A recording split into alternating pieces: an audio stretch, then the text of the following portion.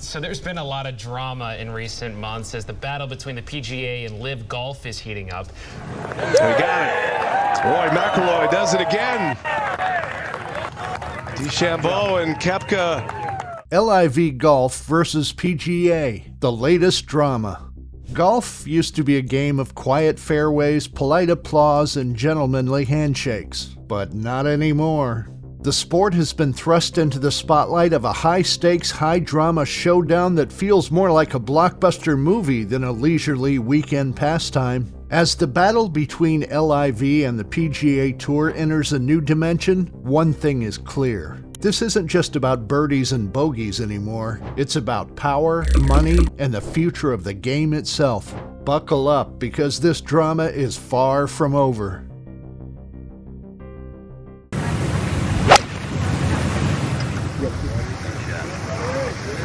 Despite ongoing plans to heal the sport by merging both LIV and the PGA Tour, there is still bad blood on both sides of the pond. At the peak of the battle between LIV and the PGA, we had players like McIlroy addressing players who left the PGA as traitors. Now that there are plans for both camps to come to an agreement, Rory seems to have changed his tune. In his exact words, "Whether you stayed on the PGA Tour or you left, we have all benefited from this. I've been on the record saying this a lot. We're playing for a $20 million prize fund this week. That would have never happened if LIV hadn't come around." As consistent as you've been on your position on this, have you ever had a number put in front of you?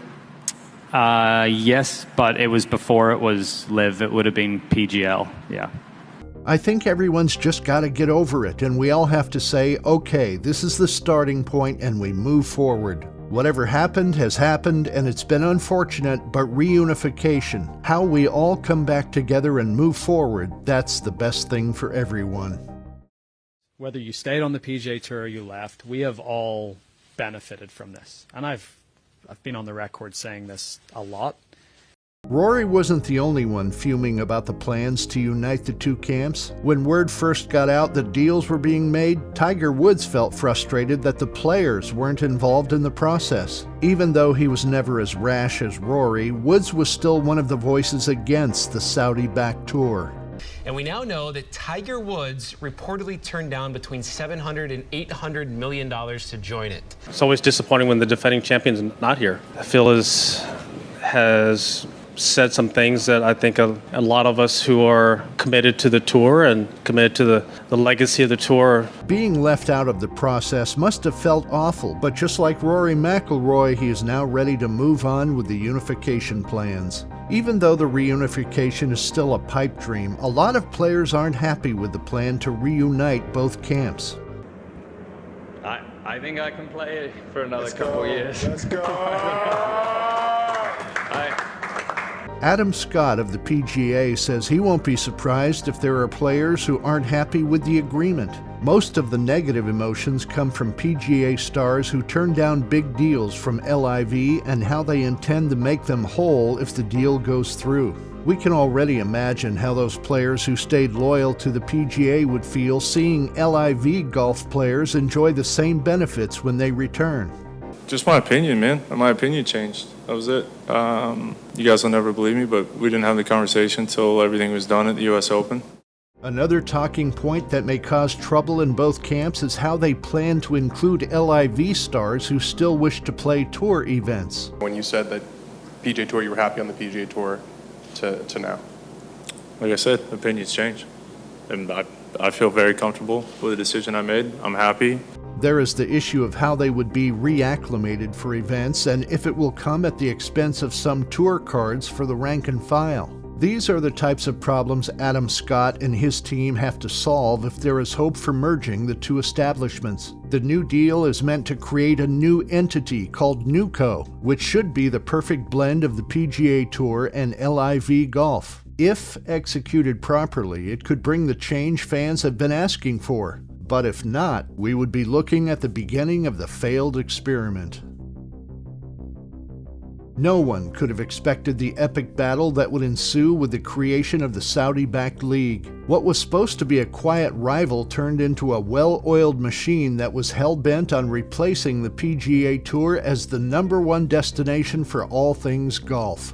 With all the money in the world, they skipped the whole development part and went straight into competing with the PGA Tour. You really can't blame the PGA for coming out gun-swinging when it felt like LIV was about to destroy everything they had built. Once LIV started attracting players with big money contracts, it was an all-out war, and it looked like both establishments were on course to destroy each other. But that all changed in 2023. It started out as simple talks to see if they could find a way to work together, and before you knew it, it morphed into a deal that could see both establishments working together. Yet, 18 months after announcing the glorious deal that was supposed to merge both camps, we still haven't gotten anything tangible to celebrate. One might wonder if the reason why there hasn't been much progress on the deal is because certain individuals don't want it to pull through. It might sound like a conspiracy theory, but people have antagonized LIV for so long that seeing it merge with the PGA Tour feels like a betrayal.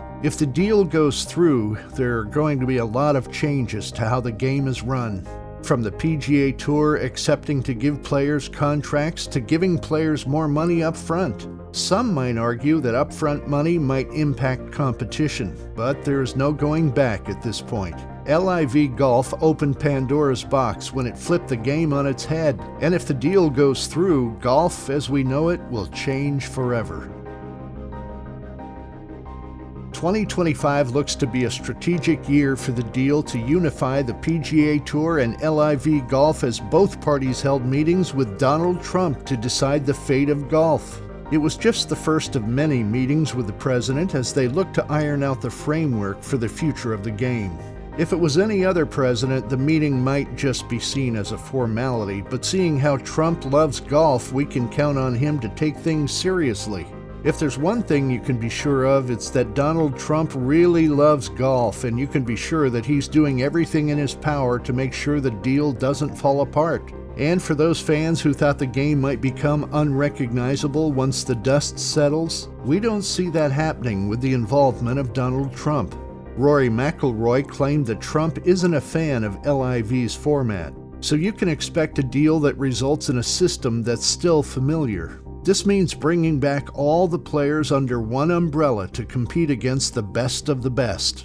We might see PGA-sanctioned events in countries where LIV Golf has established courses. Most importantly, players get world ranking points for all competitions, and we'll finally get to see how the players stack up against their LIV counterparts. Do you guys think the deal between the PGA Tour and LIV Golf will actually bear fruits, or is it just one of those deals that eventually falls through? Let us know in the comments section below.